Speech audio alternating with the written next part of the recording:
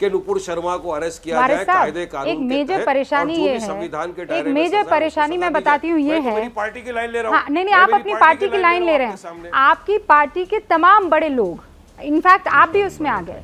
जब आप मीडिया के कैमरों के सामने होते हैं तब संविधान आपका बेस्ट फ्रेंड होता है, वो सर्वोपरि होता है। और मैंने आप तमाम लोगों के भाषण सुने हैं, एग्जैक्ट ऑपोजिट आप उन जलसों में कर रहे होते हैं। आपके हाव भाव, आपकी भाषा बदल जाती है। आप कहते हैं माफ नहीं किया जाएगा, यहाँ कहते हैं कानून के दायरे में जो होगा होना चाहिए।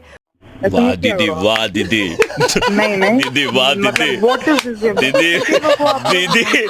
जय हिंद दोस्तों, हम लेकर आए हैं एक और न्यूज डिबेट वारिस पठान और रूबिका लियाकत के बीच। टॉपिक नुपुर शर्मा और उनका बयान। चलिए देखते हैं इस न्यूज डिबेट में आगे क्या होता है। क्या उदयपुर से अमरावती तक कट्टरता का जिम्मेदार कौन है? इतनी कट्टरता भरी किसने है? वारिस पठान साहब, कौन जिम्मेदार है? मैं कट्टरता और नफरत के जिम्मेदार को खोज रही हूँ, वो कौन है ये बताइए मुझे। खासकर जब एक पर तो खुलकर बोल दिया जाता है और दूसरे को धर्म विशेष कहकर और साइड में कर दिया जाता है। बात तो सही है। देखिए रूबिका जी, वायलेंस का तो हमारे का खंडन करते रहेंगे। वायलेंस नहीं होना चाहिए, किसी को भी कायदा कानून अपने हाथ में लेने का अधिकार नहीं है। रूल ऑफ लॉ प्रिवेल करना चाहिए, संविधान के दायरे में रहकर सबको अपना काम करना चाहिए।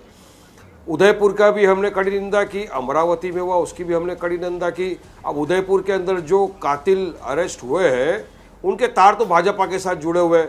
हमने तो कहा है कड़ी से कड़ी उनको भी सजा मिले। अमरावती में जो कातिल है उनको भी कड़ी से कड़ी सजा मिले। अमरावती के केस में तो पहले वहाँ के कमिश्नर ने कहा था कि थेफ्ट का केस है, उसके बाद पता चला कि ये वो नुपुर शर्मा की वजह से वो भी हुआ है। मैं समझता हूँ अगर नुपुर शर्मा का केस सुप्रीम कोर्ट के सामने था, उस दिन अगर अमरावती की घटना आती तो शायद और स्ट्रिक्चर्स पास होते और कहा जाता कि इसको 24 घंटे में अरेस्ट किया जाए। शायद मेरा ये मानना इस तरह का है। आप कहाँ थे ज्ञानी बाबा? ये आउट ऑफ जमानत पे बाहर आते हैं तो उनको फूलहार पिनाया जाता है, उसको मिठाई खिलाई जाती है, ग्लोरीफाई किया जाता है। तो कहाँ रुकेगा ये? वारिस भाई एक सेकंड, आप कह रहे हैं धर्म बात कंप्लीट कर दूंगा। मैंने सुन लिया, क्यों नहीं रुकता है? आप ये कह रहे हैं धर्म संसद में कहा जाता है उठा तलवार और इनका नरसंहार कर ले, लेकिन नरसंहार तो उदयपुर में करता है, नरसंहार तो अमरावती में करता है। ज्ञान ये धर्म संसद में देते हैं और दिलों को छू जाता है इनके। कैसे होता है? कैसे हो जाता है? प्यारी समझ गई। क्यों होता है? मैं तो बहुत छोटा आदमी हूं। सुप्रीम कोर्ट के वरिष्ठ जज ने कहा उदयपुर नुपुर शर्मा की वजह से हुआ। अब हम पहले दिन से बोल रहे हैं रूबिका जी कि नुपुर शर्मा जिसने हमारे हुजूर मोहम्मद मुस्तफा सल्लल्लाहु अलैहि वसल्लम की शान में गुस्ताखी की, उसके ऊपर एफआईआर है, उसको कायदे से अरेस्ट किया जाए, कोर्ट में लाया जाए, संविधान के दायरे में रह के जो भी उसका हो वो करे। तो संविधान के दायरे में होगा ना।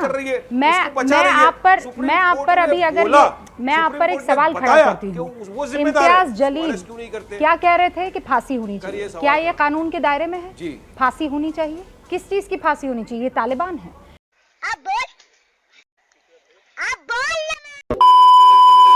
एफिजीज लटकाई गई थी नुपुर की, यहाँ शरिया कानून है कि फांसी होनी चाहिए।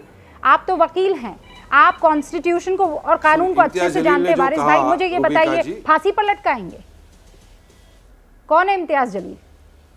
इम्तियाज जलील ने जो कहा उसके बारे में उन्होंने स्पष्टीकरण दिया। इंडियन एक्सप्रेस के अंदर जीशान शेख ने पूरा लिखा हुआ है। और मैं चाहूंगा कि आप एक मर्तबा औरंगाबाद के कमिश्नर को बुलाएं आपके स्टूडियो में, उनसे पूछे कि किस तरह से इम्तियाज जलील ने उस दिन वो घटना अगर वहां कोई हो जाती उसको रोका है, और हमारी पार्टी ने क्या कहा कि हम उसकी फांसी की मांग नहीं रखते, हम अलग है। हमारी पार्टी का मानना एक ही है कि हम संविधान के दायरे में रहकर कायदे कानून का पालन करते हुए चाहते हैं। तो आप किससे डर गए? गिरफ्तारी वारिस भाई किससे डर गए? नहीं, किससे डर गए? आप उस उन्मादी भीड़ से डर गए जिनको शांत करने के लिए ये कहना पड़ा कि नुपुर को फांसी पर चढ़ा दीजिए। आप उस उन्मादी भीड़ से डर गए। शर्म करो, भगवान से डरो, भक्ति वालों, भगवान से डरो। नहीं, भीड़ देखिए, हम लोग डरते सिर्फ अल्लाह से। तो फिर इम्तियाज जलील ने कानून के बाहर की बात क्यों की? हमारा फर्ज क्या बनता है? लोगों को समझाना, फांसी पर चढ़ाना, समझाना होता है। कानून की जो हमारी पार्टी का क्या लाइन है? हमारी पार्टी के प्रेसिडेंट असद ओवैसी साहब ने प्रेस कॉन्फ्रेंस लिया, हर डिबेट में उन्होंने, हर बाइट में ये किया है, हर इंटरव्यू में उन्होंने बोला है कि हम चाहते ये, हमारी पार्टी लाइन ये है कि नुपुर शर्मा को अरेस्ट किया वारिस जाए साहब, कायदे कानून एक के मेजर तहत, परेशानी और जो ये भी है, संविधान के एक दायरे में मेजर सजा है, उसको परेशानी सजा मैं दी जाए। बताती हूँ ये मैं तो है। मेरी पार्टी की लाइन ले रहा हाँ, हूँ। नहीं मैं आप मेरी अपनी पार्टी की लाइन ले रहे आपके सामने। हैं। आपकी पार्टी के तमाम बड़े लोग, इनफैक्ट आप भी उसमें आ गए। जब आप मीडिया के कैमरों के सामने होते हैं तब संविधान आपका बेस्ट फ्रेंड होता है, वो सर्वोपरि होता है। और मैंने आप तमाम लोगों के भाषण सुने हैं, एग्जैक्ट ऑपोजिट आप उन जलसों में कर रहे होते हैं। आपके हाव भाव, आपकी भाषा बदल जाती है। आप कहते हैं माफ नहीं किया जाएगा, यहाँ कहते हैं कानून के दायरे में जो होगा होना चाहिए।